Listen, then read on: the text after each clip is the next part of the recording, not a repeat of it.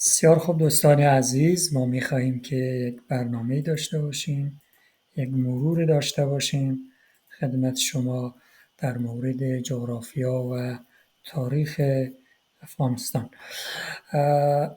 ما نقطه را انتخاب کرده ایم به نام غربی ترین نقطه افغانستان، یعنی نقطه آخرین قسمتی که به طرف غرب کشور ما قرار داده. در واقع اینجاست، در غرب ولایت هرات، در غرب غوریان. اینجا جهیل نمکسار است و کمی اون طرفتر در مرز ایران ما در واقع این western most point of افغانستان رو داریم که این کوردیناتش هست. ارتفاعش 6625 متر، در واقع یکی از پایین ترین نقاط است که ما در اینجا انتخاب کردیم و در واقع می‌خواهیم از اینجا به یکی از بلندترین نقاط کشور در پامیر، در واخان بدخشان، در مرز چین به نام شرقی ترین نقطه کشور وصل شویم و در مسیر راه آن چیزی که جالب باشد، دیدنی باشد، جای صحبت داشته باشد را خدمت شما عرض می‌کنیم. بیشتر مواقع از هوا ما در واقع پرواز می‌کنیم. تصاویر گوگل ارث نسبتاً جدید است، سال 2002 2003 2004 است. بعضی تصاویر تاریخی، بعضی عکس‌ها و مطالب دیگه هم هست.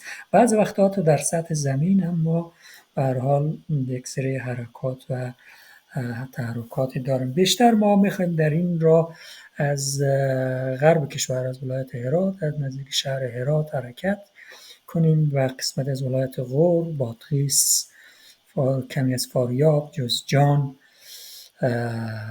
سریپول، سمنگان، بغلان، تخار و بدخشان را مورد بررسی و مشاهده قرار بدیم. امیدوارم که نوع گزارش ها تلاشی باشد که مورد توجه شما قرار بگیره و در آینده ما بتوانیم گزارش های بیشتری و جالبتر و جامع‌تری را خدمت شما داشته باشیم.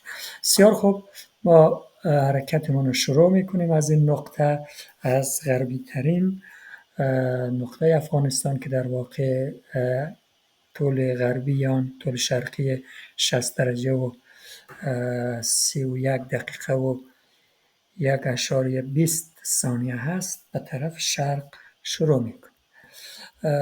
نزدیکترین جا بعد از این کل نمکسار، ریگستان هایی که در غرب کشور قرار دارد، ولسوالی غوریان است و علاوه بر خط سرخ که مسیر حرکت ماست، یک خط دیگه اینجا دیده میشه. این یک از پدیده های جدید هست که در روی نقشه افغانستان وجود داره، نزدیک رباط ترک. اینجا ما یک خط داریم، در واقع یک نوع راه هست. این راه آهن جدید افغانستان است، سرک به اصطلاح قطار یا ریل قطار است که از سنگان خاف ایران میاد و به طرف غوریان و تا شهر هرات هم میرسه.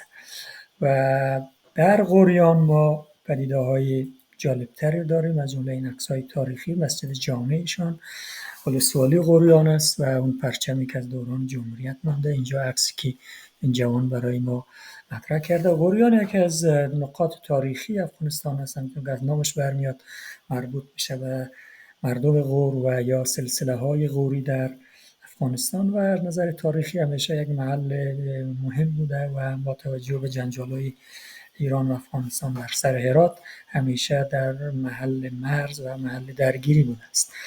و یکی از جاهای جالب دیگه در این منطقه ولسوالی کوهستان هست و از جمله اینجا یک جای هست به نام بنیادخان. این بنیادخان مشهور است به بنیادخان هزاره که از هزاره های بادغیس بوده و در این منطقه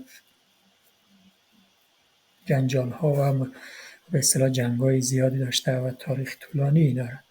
به هر صورت بسیار خوب، از غوریان ما کم کم به طرف هرات حرکت میکنیم و این پدیده مهم دیگه ای که داریم هریرود است. هریرودی که از در واقع از غور سرچشمه میگیره به اسلام قلعه و از اینجا مرز ایران و افغانستان رو تشکیل میده که از دریاهای بزرگ و جالب کشور ماست و ما میخوایم که از این مسیر طرف شرق حرکت کنیم و مقداری راه برویم تا ببینیم به کجا میرسیم. ما بیشتر سعی میکنیم در امتداد همین مسیر هریرود به طرف شرق حرکت بکنیم، چون یک پدیده تاریخی خیلی جالب است و هر جا اگر چیزی بود توقف میکنیم و بیشتر صحبت خواهیم کرد. دلتاها و مسائل مختلف این رود بزرگ را شما در مسیر راه اوریان به طرف هرات میبینید.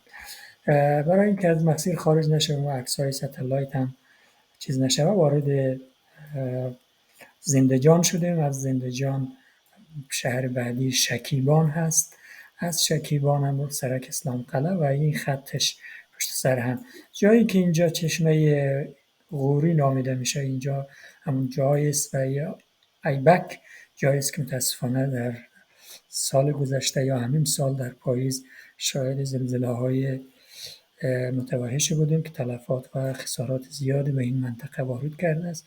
در واقع اینجا شکست هرات در امتداد هریرود و در امتداد این ساختارها هم ادامه داره به طرف شرق. میرسیم به شهر هرات و این شهر هرات برای همه عزیز است، مهم است. آثار تاریخی و تمدنی و هر چیزی که بگم، مثل مسجد جامع هرات و بسیار آثار دیگر، منارای هرات عرض شود خدمت شما و اون پامنارا رو که میبینیم و از جمله ساختارهایی است که در دوره غوریان ساخته شده و بسیار آثارهای دیگر. از اینا که بگذاریم، برای شخص این جانب هم این یک منطقه خیلی مهم است.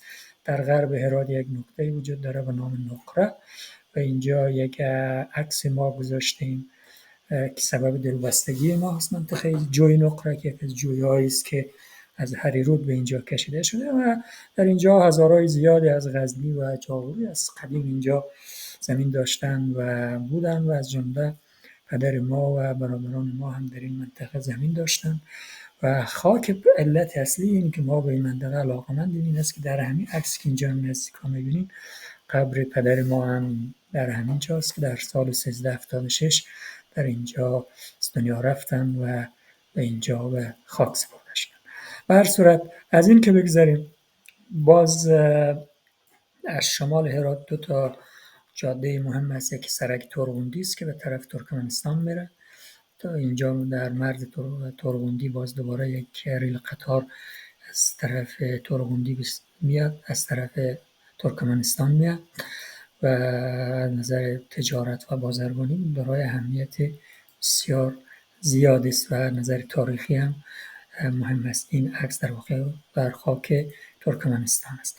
سرک دیگری که از هرات به طرف شمال میرد و در واقع از منطقه کروخ طرف شمال میره، از کتل سبزه عبور میکنه. کتل سبزه یک منطقه است نسبتا مرتفع که جلگه یا دشت‌های شمال افغانستان را با جلگه هریرود از هم جدا میکند و دارای جنگلات و درخت‌های بسیار زیبایی است.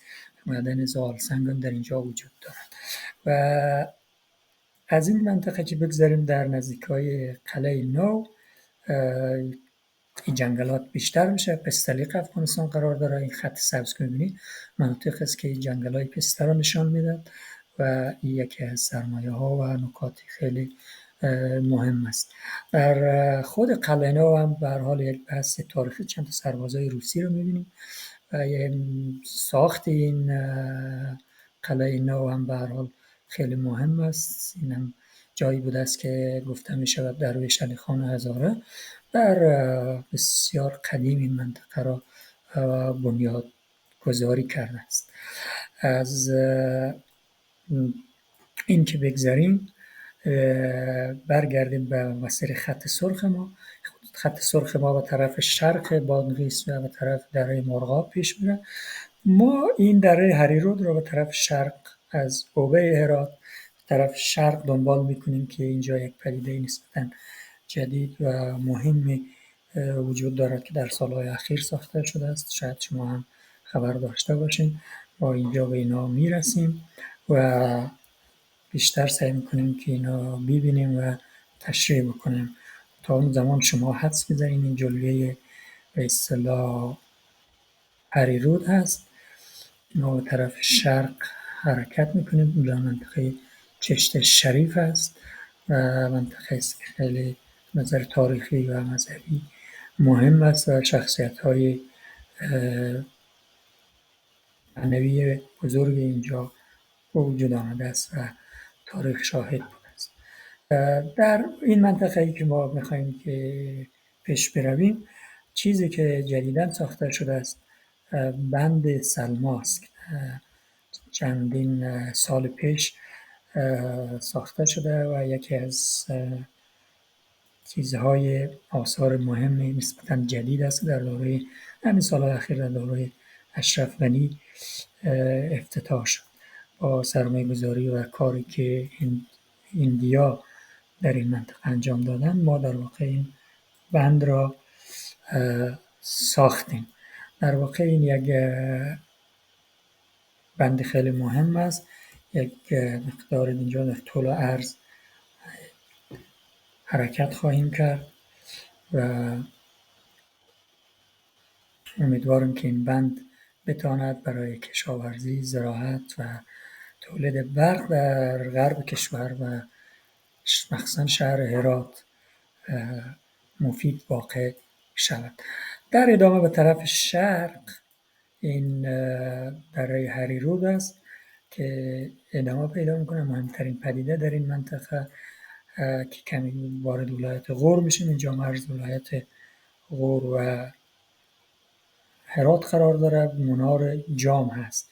منار جام یک اثر تاریخی خیلی جالب است. شاید شما شنیده، این هم از میراث‌های دوره غوریان هست. متاسفانه از جاده عمومی کمی دور است و رسیدن به اونا یک مقدار سخت است، اما به هر حال تاریخی است. در اینجا ما حداقل سایه این منار رو می‌بینیم. اگر خود منار رو نمیتونیم ببینیم، سایه آن رو میتونیم ببینیم به خوبی، که یکی از آثار تاریخی مهم در این منطقه. ببینیم که با عکسی، بله این عکس که یک روسی گذاشته است، جالب است. دیگه عکس‌های دیگه هم که می‌بینیم در این منطقه قرار داره و خود منار جام ما متاسفانه به صورت واضح قابل تشخیص نیست، اما سایش برای ما چی است؟ قابل دنبال کردن هست. بسیار عالی. و میخوایم که از این دره بیرون بیاییم. ادامه دره هریرود میره به طرف شرق، چخچران یا در واقع فیروزکوه. از اونجا به طرف ولسوالی لعل و سرجنگل تا نزدیکای ولایت بامیان، یعنی در اصطلاح بلندترین نقطه ولایت غور در نزدیک ولسوالی لعل و سرجنگل، نزدیک یکاولنگ در اینجا قرار دارد و یک ولایت نسبتاً طولانی و دراز است. ما دیگه این مسیر ادامه نمیدیم، میخوایم که این مسیر خود ما را از دره مرغاب ادامه بدیم. دره مرغاب هم به هر حال یک دره بسیار زیبا و دره عمیق و دره جالب است، پر آب است، اما متاسفانه خیلی دور افتاده است، راههای مناسبی نداره و چندان شناخته شده نیست. اما نظر تاریخی این منطقه مشهور است به غرجستان و در دوره غوریان و قبل و بعد آن از نظر تاریخی دارای شهرت و اهمیت فوق‌العاده‌ای میتونه باشه. این خط مستقیم ما همچنان ادامه پیدا کرده است. اینجا وارد ولایت فاریاب میشیم. اینجا یک کمی ولایت فاریاب است. ما یک کمی وارد ولایت فاریاب شدیم اینجا، اما بیشتر منطقه فکر میکنم منطقه گرزیوان اینا هست. منطقه بسیار دور افتاده است و ساختار ما در اینجا دیدم یک حوزک است. جمله پدیده های اینجا مسئله آب هست، یعنی دریاچه‌ای که دیده میشه، فکر کنم همین حوزک یا یخک در این منطقه است که مشاهده میکنه. کمی بالاتر به طرف شمال و مرکز ولایت فاریاب اینجا بلچراغ است که میمنه هست قرار داره، ولی از مسیر راه ما دور است. میمنه نسبتاً دور است. ما مسیر خود را ادامه میدیم. بعد از ولایت فاریاب وارد ولایت جوزجان میشیم. یک مقداری از ولایت جوزجان در واقع ولسوالی یا منطقه کوهستانات. اینجا هم پدیده هایی که وجود داره، بیشتر دریاچه های جهیل های کوچک است که وجود داره و بسیار مناطق دورافتاده و کوهستانی است و کمتر شناخته شده است و ما هم اینجا معلومات چندانی نداریم. چند تا عکس گذاشته شده است ببینیم. این عکسایی است که ما از هوا گرفتیم و تحت نام یک ویدیوی به نام افغانستان خاکستری درست کردیم که شما میتونین این عکس‌ها رو مکمل ببینید. بیشتر از همین مسیر ما که از ترکمنستان آمدیم، یک عکس دیگه از ولایت سرپول است. این عکس‌ها رو گرفتیم و نمای هوایی خیلی جالبی دارد. عکس‌های دیگه عکسی از قسمت دره آب کلان که نزدیک ولایت سرپول است، طرف نزدیک ولایت نزدیک منطقه به اصطلاح سانچارک و سر آب در سانچارک و دره بلخاب قرار دارد. بسیار خوب. دیگر در این مناطق کم کم به ولایت سرپول یا دره بلخاب نزدیک میشیم. فکر کنم دره سانچارک است که ما در اینجا این عکس ها از ماست، عکس هایی که دیگه دوستا گذاشته است. بله، دره بلخاب است و در زمستان بوده است. منطقه بسیار برفگیر پوشیده از برف است در زمستان. تصاویر خیلی جالب. بله، این دره بلخاب است. قسمت بالایش اینجا مرکز ولسوالی یا به اصطلاح ترخوج است.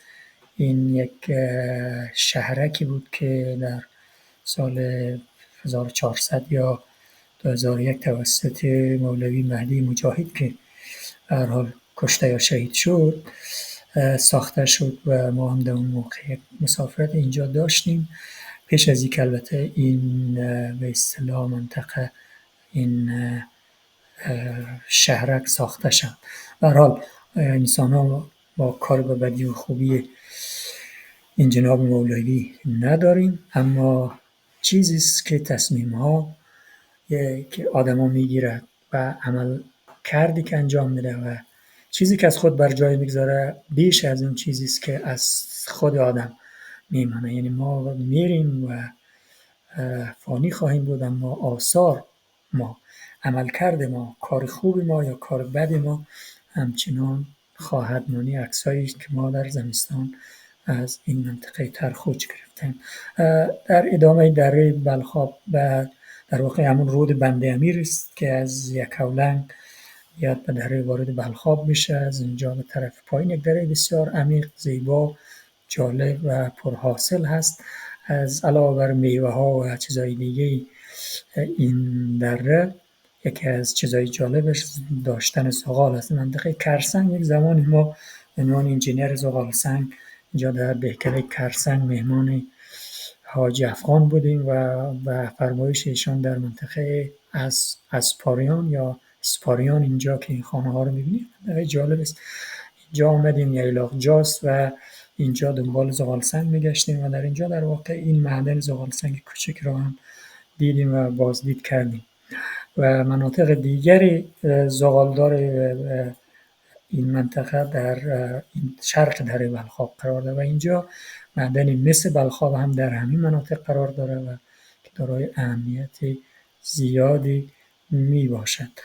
از دره بلخاب ادامهش بره به طرف اینجا یک منطقه است به نام اندراب که دو سه تا دره یک جا میشه. اینجا اتفاقا ما رفتیم، دره بسیار جالب است. در عکس بالای دره بلخاب که وزاره نشین یا شهرنشین است، اینجا مردمش تاجیک نشین است و در واقع از این به بعد جزء ولایت بلخ است، ولسوالی زاری هست و در ادامهش میره به طرف تنج و از تنج به آق‌گپرک و از اونجا مرزای تنج، از اونجا به بلخ وارد بلخ میشه، وارد شلگره یا همون بوینقره در واقع، از اونجا وارد مزار شریف میشیم. وارد بحث مزار شریف اینا نمیشیم، ولی پدیده مورفولوژیکی که میبینیم دلتای این رود بلخاب یا رود بند امیر را در بلخ که در واقع البلاد میگه، یکی از قدیمی ترین نقاط تاریخی این منطقه هست، یکی از اولین تمدن‌های این منطقه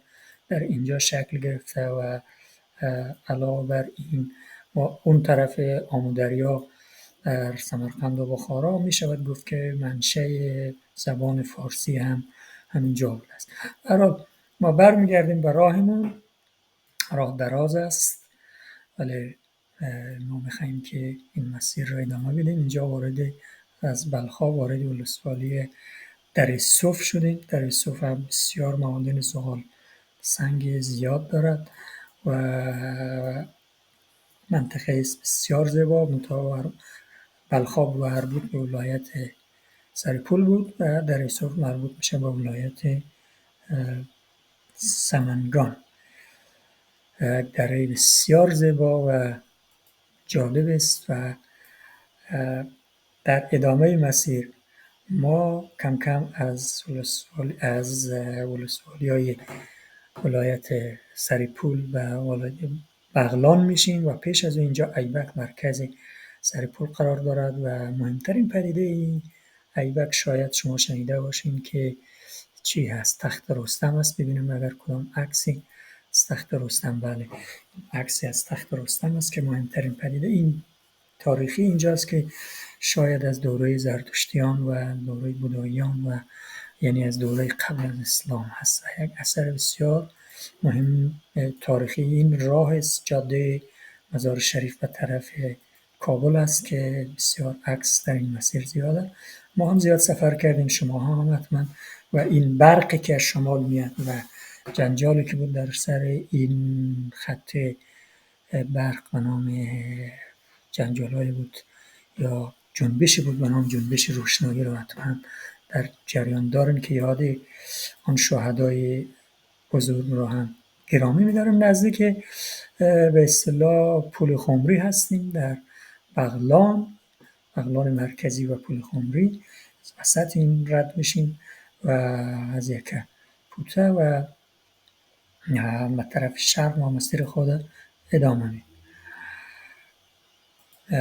بغلان دریای دیگه است که از بامیان و از اندراب منشأ میگیره.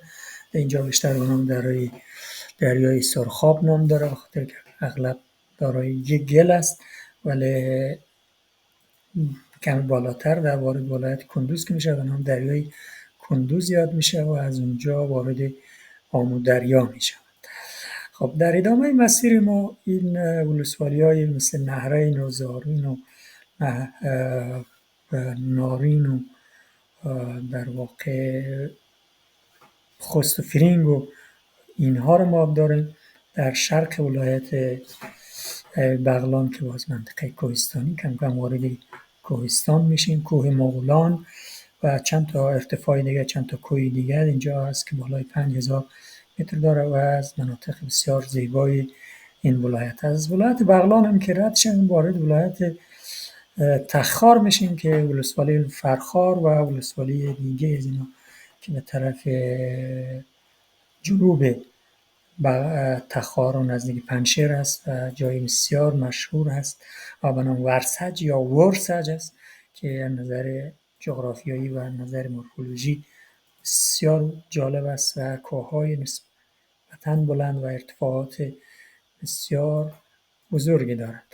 از ادامه مسیر ما کم کم از ولایت تخار هم خارج میشیم و اینجا وارد ولسوالی کشم بدخشان میشیم و از اینجا به دشت آشنام و وارد ولسوالی در واقع ارغنجخا میشیم. اینجا عکسی که فکر میکنم از یکی از جایله‌های بدخشان است تا کم کم به طرف شرق بدخشان ما از جنوب فیض آباد عبور کردیم. فیض آباد یک کمی بالاتر هست.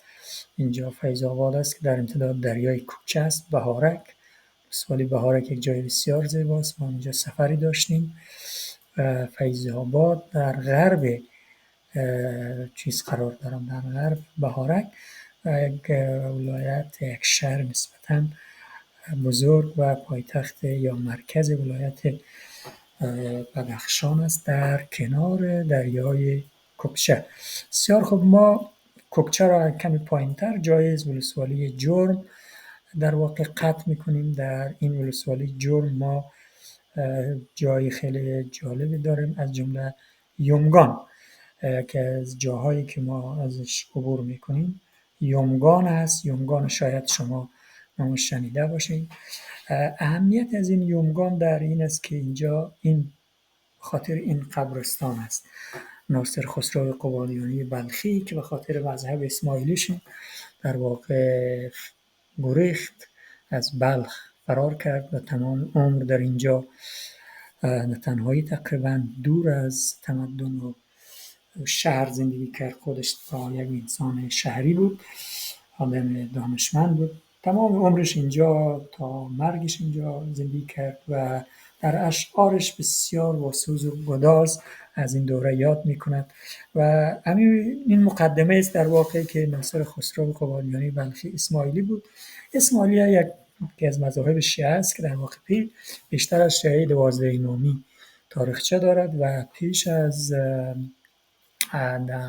مغولان، پیش از این که چنگیزخان حمله بکنه در افغانستان در مناطق مختلف از جمله در ایران، اسماعیلیان بسیار رول داشتن، بسیار زور داشتن، ولی بعد از او رو به افول گذشت ولی اکنون در ولایت بامیان، بغلان و در چندین ولسوالی ولایت بدخشان مردم طرفدار مذهب اسماعیلی وجود دارد، ولی به هر حال مشکلاتی هم وجود دارد. تازگی ها ما شنیدیم، اخبارش شنیدیم که خیلی ها به اجبار یا به اختیار به مذهب اهل سنت گرویدن. نکته تاریخی این هم هست که اسماعیلیان از نظر فقهی در واقع زیاد تفاوتی ندارد با اهل سنت، تا جایی که من خبر دارم. درست است که خود شیعه حساب میکنن، شیعه هست، امام دارد، اما نظر فقهی اون اسماعیلی تاریخی فقهشان در واقع مثل نماز و روزه و مسائل دیگرش مانند اهل سنت و جماعت مانند حنفیان است، نه مانند شیعه جعفری. اما به هر حال در این اواخر، در قرون اخیر، این مذهب هم دارای دگرگونی ها و نوگرایی های شده است. به هر صورت در شرق بدخشان در ولسوالی زیبا که یک منطقه خیلی زیبای دیگری است در بین این کوهستان ها که ما هم اینجا سفر کردیم، در واقع از بدخشان از فیض آباد به هارک بیم از دره وردوج که این جاده اخیراً پخته شده است، جاده نسبتاً خوبی است که میاد به زیباک، از زیباک به اشکاشم، تا اشکاشم تا مرز تاجیکستان این جاده آسفالت شده است و پخته شده. یکی از پدیده‌های مهم دیگه در جنوب بدخشان به اصطلاح این لاجورد دره هست که از منطقه جرم معدن لاجورد در جاها قرار دارد، در ولسوالی جرم و معدن تاریخی است این سنگ لاجورد. اینجا ما کنون نمونه ببینیم در امتداد مسیر در راه کوکچه بسیار تاریخی است. این لاپیس ماین در این کوه قرار دارد داخل سنگ‌های متحوله یا دگرگونی که بسیار تاریخی است و حتی در قبر فرعونی مصر از این لاجوردهای بدخشان یافت شده است. و دیگه کوه بندکه است که 6800 متر ارتفاع دارد، یکی از بلندترین کوههای افغانستان است. باز هم در جنوب بدخشان ما کوه انجمن و کوههای دیگری داریم که ارتفاعات بسیار بلند است و در نزدیک مرز پاکستان که اینجا یک کوتل هم است، کوتل توپخانه، یک جهیل زیبا هم دارد در جنوب بدخشان نزدیک مرز پاکستان. بسیار خوب، از زیبک به طرف واخان منطقه بازگیر میرسیم. بازگیر یک جایی پیش از اون نرسیده به بازگیر در این جاده آسفالت شده یکی از بزرگترین پل‌ها بر روی این رود قرار دارد. پل بسیار بزرگی است و مقابل این پل منطقه بازگیر قرار دارد، یک منطقه سرخ رنگ است که در عکس از زیبک است در واقع. بله، زیبک در زمستان و زیبک در تابستان که واقعا زیبا و چشم نواز است. منطقه بازگیر منطقه است که خواننده خیلی مشهوری دارد، شاید شما نام او را شنیده باشید.